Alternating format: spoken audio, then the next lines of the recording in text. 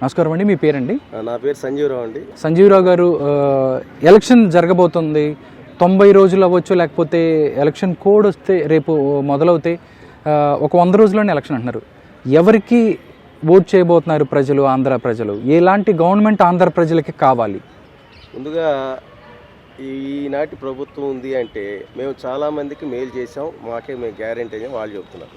అంటే ఎవరైతే ఫలితాలు అందుకున్నారో వాళ్ళకి సపోర్ట్ చేస్తారనేది వాళ్ళ నమ్మకం. మరి కొంతమందికి ఏమో అభివృద్ధి జరగలేదు అనేసి అందువల్ల డిసప్పాయింట్మెంట్తో కొంతమంది ఉన్నారు. బట్ ముఖ్యంగా ఈ పట్టణ ప్రాంతాల్లో మాత్రం అభివృద్ధి చాలా శూన్యంగా కనిపిస్తుంది. అందువల్ల మరి పట్టణ ప్రాంతాల్లో ప్రస్తుత గవర్నమెంట్కి వ్యతిరేకత ఎక్కువ ఉండొచ్చు అనుకుంటున్నాను. పల్లె ప్రాంతాల్లో ఆ గవర్నమెంట్కి పాజిటివ్ ఓటు ఉంటుందని అనుకుంటున్నాను. కనుక ఎవరు గెలుస్తారనేది చెప్పడం చాలా కష్టం. వాళ్ళ లెక్కలు వాళ్ళకి వీళ్ళ లెక్కలు పెట్టుకున్నాయి.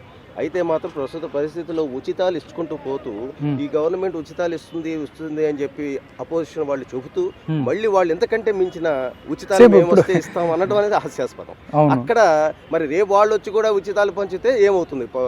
రాష్ట్రం పంచుకుంటూ పోతే రాష్ట్రం ఏమవుతుంది అనేది మాలాంటి వాళ్ళకి కొంత బాధ. ఓకే, ఏం కావాలండి? ఉచితాలు మొత్తం తీసేయాలా? అసలు ఉచితం ఏది ఇవ్వకూడదా? విద్య, ఉచిత వైద్యం ఉంటే ఇంకా మిగతా ఏం అవసరం లేదు. వాళ్ళ కష్టార్జితం మీద వాళ్ళు బతకగలుగుతారు. అంతేగాని ఉచిత విద్య, ఉచిత వైద్యం లేకుండా అక్కడ మాత్రం లాగేస్తున్నారు. ఇక్కడ ఏదో మేము ఇస్తున్నాం అంటున్నారు. మిగతా ధరలు పెరిగిపోతున్నాయి, ఒక పక్క అన్ని రకాల సమస్యలు సృష్టిస్తున్నారు, రోడ్లు బాగోట్లేదు. ఇవన్నీ మనకి మిగతా అన్ని మనం చెప్పుకోవాలంటే సమయం సరిపోదు. కనుక ఒక రకంగా చెప్పాలంటే ఉచితాల వల్ల అభివృద్ధి శూన్యం అని మాత్రం మనం చెప్పగలం. ఆ ఉచితాలను ఎంతవరకు కంట్రోల్ చేయాలో అంతవరకు కంట్రోల్ చేయాలి. అదే శృతి మించింది అని నా ఉద్దేశం. ఓకే, ఉచితాలు వద్దు, మొత్తం నేను స్టేడియంలో అసలు వద్దు, ఎంతో కొంత అధికంగా మొత్తం అంటే విద్యకి సంబంధించో లేకపోతే వైద్యానికి సంబంధించో ఫ్రీ ఇవ్వచ్చు. కానీ మొత్తం తీసుకొచ్చి మొత్తం పెట్టేసి వాళ్ళకి కొన్ని వర్గాలను అలా చేస్తే సోమరిపోతులుగా తయారవుతారు. దాంతోపాటు వాళ్ళంటుంది ఏదైతే ఉందో మనీకి సంబంధించి ఇన్పుట్ కావాలి. డెవలప్మెంట్ అయితే మనకి రాబడి ఉంటుంది. రాబడి వస్తే మనం ఏమైనా పెడతామని అంటున్నారు. ఇంకా కొంతమంది ఉన్నారు, వాళ్ళతో మాట్లాడే ప్రయత్నం చేద్దాం. మరొక సీనియర్ సిటిజన్ ఉన్నారు, ఆయనతో మాట్లాడదాం. నమస్కారం అండి. ఎలక్షన్ రాబోతుంది. ఎవరికి గెలిపించుకుంటే బాగుంటుంది ఏపీ ప్రజలు? పక్క రాష్ట్రాలు చూసుకుంటే తెలంగాణ అవ్వచ్చు, మిగతా స్టేట్లు డెవలప్మెంట్లు ముందుకు దూసిపోతున్నాయి. బట్ మన ఏపీలో 2 రాజకీయ పార్టీలో లేకపోతే 3 రాజకీయ పార్టీలో రాజకీయ నాయకులు కొట్టుకోవటం వరకే సరిపోతుంది. ఈ నెక్స్ట్ ఎలక్షన్లో ఎలా ముందుకెళ్తే బాగుంటుంది? ప్రజలు ఎలాంటి ప్రభుత్వాన్ని ఎన్నుకుంటే బాగుంటుందని మీరు అనుకుంటున్నారు? ప్రజలు అటు ఇటు ఉంటారండి. చెడు ఉంటుంది, మంచి ఉంటుంది. మంచి చేసి ప్రభుత్వం మంచి చేస్తుంటే, చెడు చేసి చెడు. వాళ్ళు మంచి చేసిన చెడు కింద మార్పు చూపిస్తుంటారు. ఏదైనా కానీ అండి చేయటం అనేది ఇప్పుడు మనం చేసే పని చెప్పాలి. ఎవరు చెప్పట్లే అక్కడ. మీ మీద నిందలేస్తున్నాం కానీ మేము ఇది చేస్తాం, మాకు ఇష్టం, మేము గెలిపిస్తాం చెప్పి ఎవరు చెప్పట్లేదు. ఆడు సరిగ్గా చేయలేదు కాబట్టి నెక్స్ట్ నాకే చేయండి అన్నారు. నేనేం చెప్తున్నా చెప్పట్లేదు, చేసేది చెప్పట్లే. నిందిస్తుంటాం కానీ మేము చెప్పట్లే మేమేం చేస్తాం, మీరు నన్ను గెలిపిస్తే మీరు చేస్తాం మీకు అని చెప్పట్లే ఎవరు. ఒక జగన్మోహన్ రెడ్డి గారు చెప్పారు ఆ మాట. ఏమని? నాకు నచ్చితే మీరు వేయండి ఓటు, లేకుండా లేదని చెప్పి.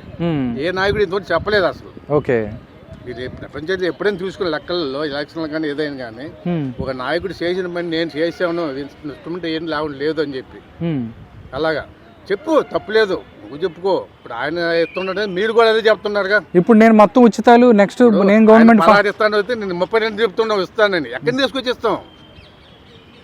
ప్రభుత్వం అదే కదా జరిగింది. ఎవరిదైనా కానీ ఇప్పుడు బస్సు ఫ్రీ అన్నాడు, ఎంతమందికి ఇస్తాడు ఫ్రీకి? ఇప్పుడు తెలంగాణలో మేము రోజు చూస్తున్నాం, రోజు కొట్టుకుంటున్నారు.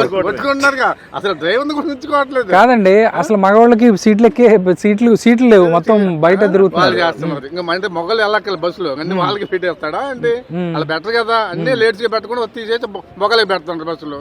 లేడీస్ పోతే ఎక్కమంటున్నాడు, ఆ బస్సులు లేవు. వాళ్ళు ఏం చేస్తారు? మళ్ళీ ఆటో మళ్ళీ వెళ్ళాల్సిందేగా.